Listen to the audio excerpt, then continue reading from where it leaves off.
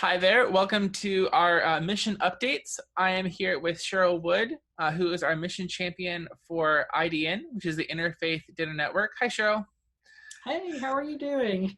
Good. I'm here with my bird buffet from the backyard. See, I see you serve at home too. I see. That's an.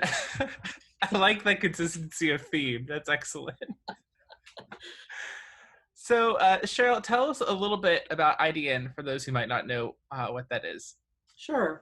Well, the IDN stands for Interfaith Dinner Network, and that represents the fact that this is an organization that's made up of a coalition of different churches here in the local area that get together and serve food to people who need it 4 nights a week.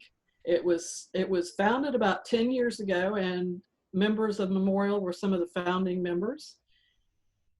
It's held at the Salvation Army Hope House, which is at the corner of 9th and Date Streets here in Fernandina Beach.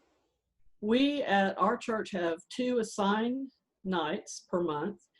My group is on the second Monday of every month, and then Anita Oliver and Eileen Wood head a group on the third Thursday every month. Right now there are some additional needs, and so we're doing at least one other night per month on the fourth Thursday, as well as other nights when other groups can't serve.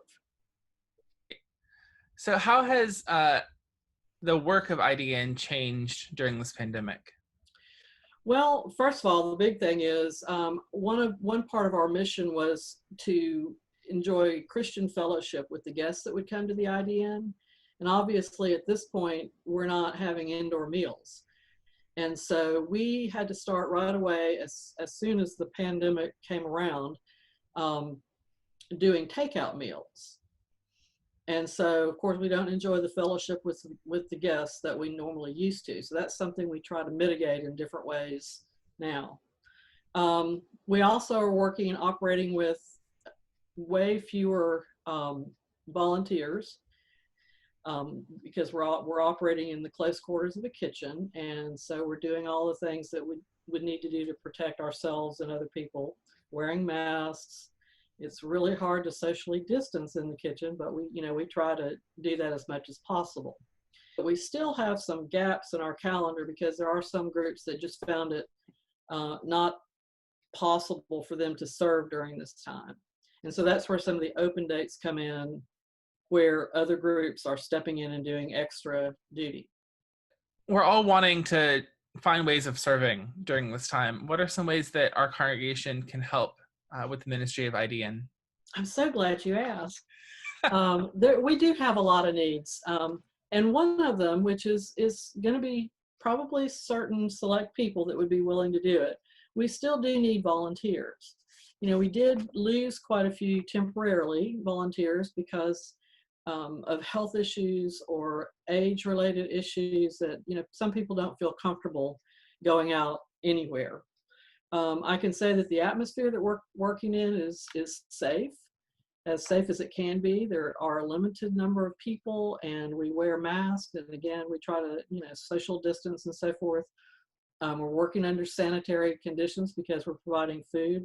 So if anybody wants to help volunteer, that would be a need.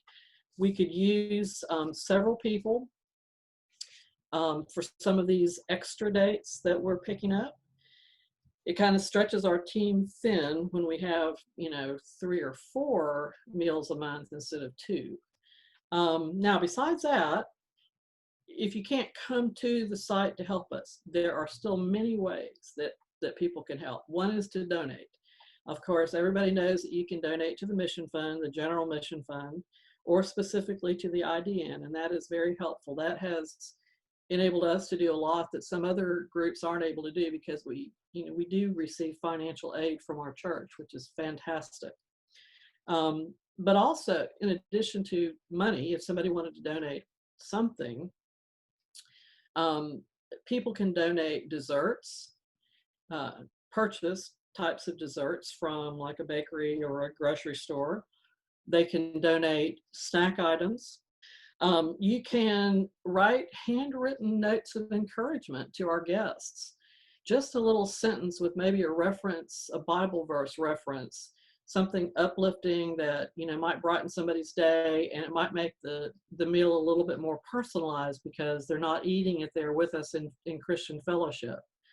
And then something everybody can do is to pray for our team and for the IDN in general, but also for the guests of the IDN, because, you know, if living under hard financial circumstances is bad during regular times, during this time it's even worse. Just little things like, if you don't have a regular home, where do you go to the bathroom?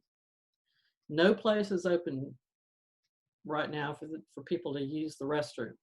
They can't come into the Hope House. They can't go to public restroom facilities because they've been closed. Now, some of those may have opened in the meantime, but there are a lot of things, a lot of hardships that are in addition to regular hardships that people are facing right now. And so just praying for those people and the people from our church and the other churches that are trying to serve them in these ways would be awesome. And also, if somebody wants to get on a list to be updated about specific needs, I would be happy to take down names and maintain contact with those people too. Excellent. Well, Cheryl, thank you so much for your work and your leadership with IDN. It really is an important safety net for our community, for those who would otherwise go hungry. So thank you. Well, it's very gratifying, and the people who receive these meals are very grateful for them. So I really appreciate everybody's help in helping us keep this going. It's an important mission.